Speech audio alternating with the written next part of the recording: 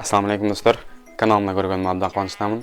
Эгерде каналымда биринчи жолу болсоңуздар, ылдыйда подписаться кнопкасын басып жазылып коюңуздар. Видеону аяғына чейин көрүп, өз пикириңиздерди калтырыңыздар жана ошондой эле видеого лайк басканды унутпаңыздар. Мен Инстаграмда видеороликтерди көрөм, видеоблогерлерди көрөм.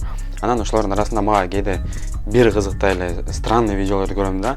Анан ошолорго бүгүн реакция жасап, комментарий берип, кыскасы ошол видеолорго реакция жасаганды туура көрдүм. Ал эми ошол видеоблогерлердин видеолорун алып, анан видеомду эгерде таарындуу алган болсом, ошол блогерлер мени кечирип койгула. Себеби силердин подписчигиңер көп, хайп кармап алайын деп атам. Ну, конечно, силердин накрученный подписчигиңерден хайп кармабасам, анан каяктан хайп кармайм, туурабы. Кыскасын айтканда, силердин подписчигиңер көп, ошолор подписчигиңер эгерде бул видеоролик көрүп турган болсо, сөз комментарийге түшөт дагы мени сөгөт, короче. Нелер гана жазбайт. Ошолордун баардыгын жүрөгүмө катуу албай, аракет кылып, ошентсе да силерге реакция тартып, видео чыгарууну туура көрдүм. Мени кечирип койгула. Анда мен силерге видеобуздун башын баштап бере турам. Биринчи видеороликти көргөнгө кеттик. Пожалуйста.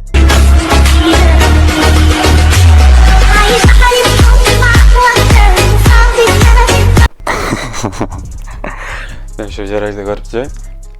Биринчи эмнени ойлодум, айтайынбы же көрсөтөйүм? Давай лучше көрсөтөм.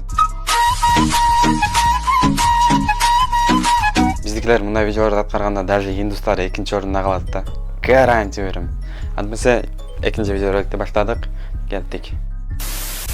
Башка блогерлердин видеолорун, башка видеолорунда көрөм да, анан кийин могу баланкы мен ушул видеосуна туш келип калыптырмын. Ушул видеосунан башка өлүп кетейин бирдай видеосун көргөн жокмун. Ушул видеосун көрдүм, мага жетиштүү болду, башка видеосун көргөн жокмун. Привет, кыздар, танышууга болобу? Нет, нельзя. Кайттык. Кайда? Өз эне тилин сүйлөй албаган кыз менин энемди сыйлайт дейсиңби?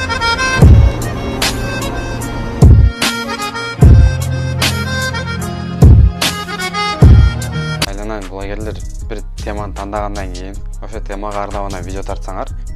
Привет, кыздар, силер менен таанышсак болобу? Типа мындай болуптур да. Короче, пацан подойдет к девушкам и говорит: о, девочки, девчонки, ну, короче, можно с вами-то познакомиться? Они там: не, нельзя, мы не можем с тобой познакомиться. И пацан обратно повернулся. Эне тилин билбеген менен мен таанышпайм. Эне тилин билбеген менин энемди сыйлай беле. Кеттик.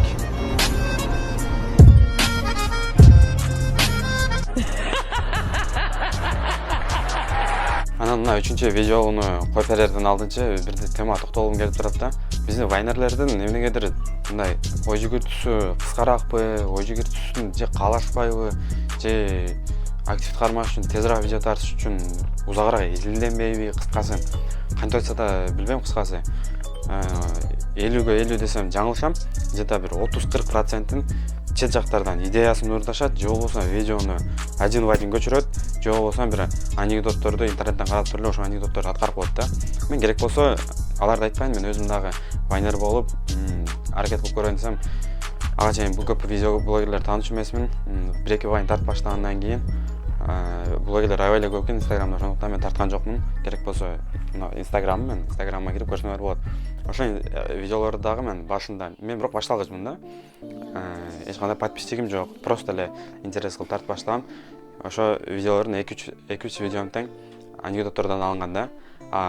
Биздин кээ бир чоң блогерлер, башымда көрүнүп калган блогерлер деле дагы эле бир анекдотторду алып, ошолорду дагы эле аткарып, бирөөлөрдүн идеяларын алып туруп, ошолордун идеясын аткарып, же сөзүн өзгөртүп, кыскасы темасын өзгөртүп, кара эле ошол видеолорду тартып берет да.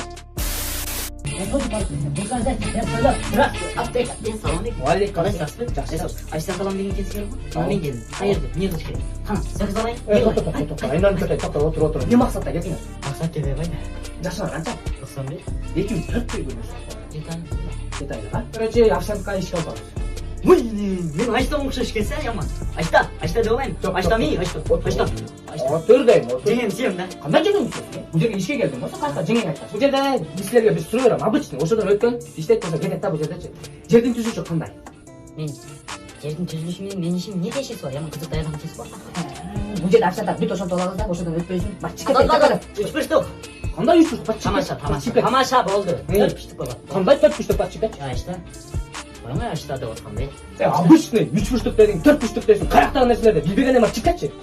Ашта дегенде сенин жол экен. Ошто көрүшөбүз, жерде кылып ашта. Не даласың, брат? Бул окуя на самом деле кандай болгон? Бул мен мектепте окуп жүргөндө эле бир дос келди мага айтып берген анекдоту да. Короче, бир окуучу экзаменге кирет экен, экзаменге кирсе, экзаменде отурган, экзамен алып аткан мугалим өзүнүн аштасы экен, анан аяш уулун көрөт экен дагы, ошо аяш уулум немеден экзаменден өтүп кетсин, оңоюраак суроо берейин деп туруп, анан кийин аяш уулуна суроо берет экен. Аяш уулум, то есть окуучусуdur, ким аяш уулум деди, кыскасы эсимде жок. Сага бир оңой эле суроо берейин. Жер кандай? Тоголокпу же 4 бурчтукпу? Жердин түзүлүшү кандай?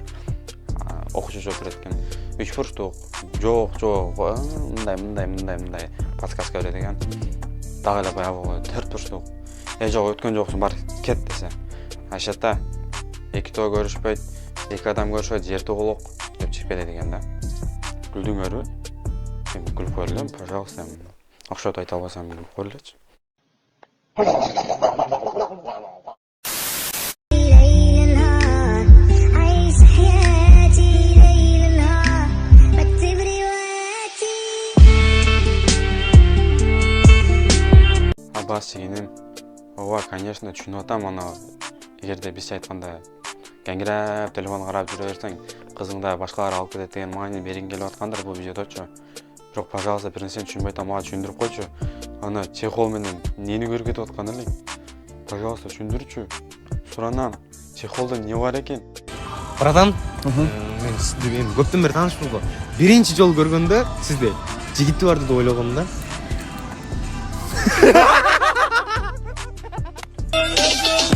Достор, бул видеону мен атайын видеонун аягына койдум, анан ушу менен видеону аяктайын деп чечтим.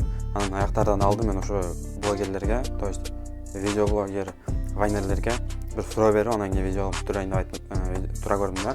Мындай вайнерлер видеонун мааниси деле жок, узун деле эмес, кыскача эптеп бир видео тартат, анан бир уже 30-40%, 50% ушундай тартып башташчы. Видеону тартат, аягында дүшү бир хакадан берет. Бул блогерлер ойлойт окшойт да, бул менин оюм да. Бул суроо ушундай ойлойсуңарбы же кандай? Адамдар мынтип видеону көрүп отурушат, анан кийин мынтип отурат, аягына келгенде силер деп берсеңер деп күлүп берет деп ойлойт окшойт да мен. Кыскасы видео ролик аягына келди. Анан ушу видеомо кошкон блогерлерден силерден кечирим сурайм. Ал эми сиздерден болсо каналга жазылып, лайк басып, комментарий жазганды унутпаңыздар. Кийинки видео роликтерин көрүшкөнчө жакшы калыңыздар.